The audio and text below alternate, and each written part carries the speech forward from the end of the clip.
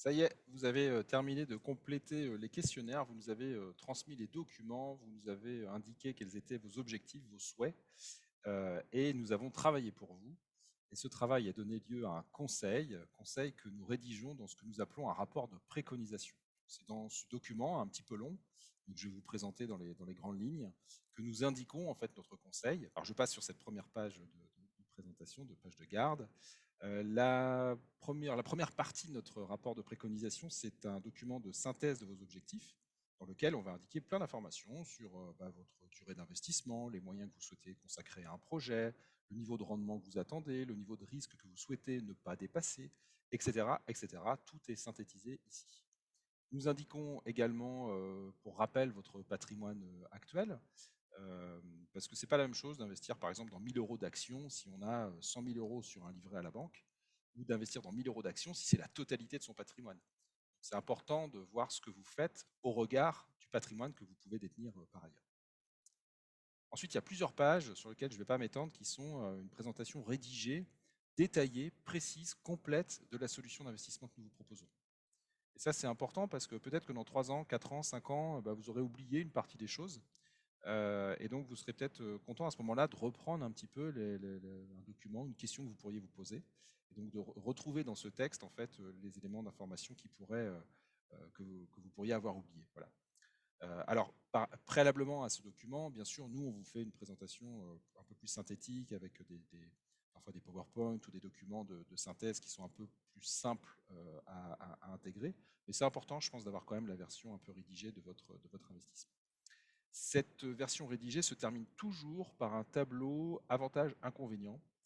On le répète fréquemment à nos clients, il n'y a pas de solution parfaite en matière de gestion de patrimoine. Donc, il faut bien que vous ayez en tête bien les avantages des solutions dans lesquelles vous investissez, et puis aussi peut-être les limites ou les choses qui pourraient être des inconvénients à avoir en tête quand on investit dans une solution. Nous opérons systématiquement un comparatif de la solution proposée avec des produits équivalents pour pouvoir nous permettre d'argumenter en fait sur les avantages de la solution proposée par rapport à d'autres.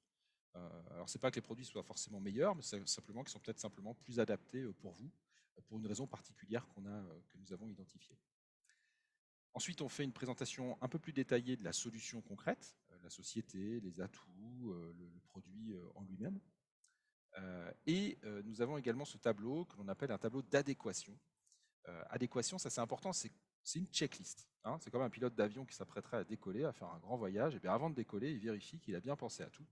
Et donc ça, cette checklist, là on s'arrête un petit peu avec nos clients sur ce document pour bien vérifier que l'investisseur a bien compris ce qu'il était en train de faire et a bien compris le type d'investissement dans lequel il était en train de placer son argent ou une partie de ses économies. On vérifie ensuite l'adéquation, c'est-à-dire est-ce que le produit remplit bien chaque critère, la durée, le risque, l'objectif de rendement, etc., etc. Et on précise aussi la provenance des fonds, ça c'est une obligation réglementaire. Ensuite, on présente également l'impact des frais, c'est-à-dire on va indiquer dans une solution son objectif de rendement et également tenir compte des frais. Alors les frais au moment de l'investissement, mais également les frais tout au long de la durée de vie du produit. Vous pouvez avoir des frais de gestion, par exemple, dans un placement financier. Ça, on va vous donner le montant de ces frais de gestion. Et si notre cabinet reçoit une partie de ces frais de gestion, on va vous dire combien. Et donc ça, c'est intéressant parce que ça va vous permettre d'apprécier en fait le niveau de rémunération de notre conseil et de vérifier que par rapport aux services qu'on propose, d'accompagnement, d'assistance administrative, de réponse aux questions, de veille, etc., le travail qu'on va faire pour vous dans le temps, eh bien, de peser simplement l'intérêt de faire appel à notre cabinet en se disant bon, je paye quelque chose, mais en contrepartie, j'ai du service. Donc là, avec nous, vous savez en toute transparence ce que vous pouvez reverser, ce que votre investissement peut rapporter à notre cabinet. Alors, on présente ça dans un tableau détaillé. On le présente aussi dans une simulation financière, une projection dans le temps de votre investissement pour voir à peu près l'impact en fait, des frais. On termine toujours par rappeler, par vérifier en fait que le niveau de risque de votre investissement est bien conforme à ce que vous souhaitez faire. Là, on voit par exemple que M. Durand, notre client fictif, a un profil équilibré, niveau 4, sur une échelle de 1 à 7. Et l'investissement qu'il réalise avec nous fait que son patrimoine, au final, sera d'un niveau 2, plutôt sécuritaire. on voit que M. Durand prend finalement moins de risques que ce qu'il pourrait faire dans l'absolu. Ce document est signé en double exemplaire, soit sous un format papier, soit sous un format électronique, et il est toujours accompagné d'annexes et de présentations détaillées des produits, la plaquette tout simplement, par exemple, du produit qui est remise par un de nos fournisseurs ou partenaires. Voilà, c'est le document de rapport de préconisation. J'étais un petit peu vite, mais c'est vrai que voilà, c'est un document qu'on prend le temps de regarder ensemble et pour lequel également on prend le temps de répondre à toutes vos questions si vous en avez. Voilà.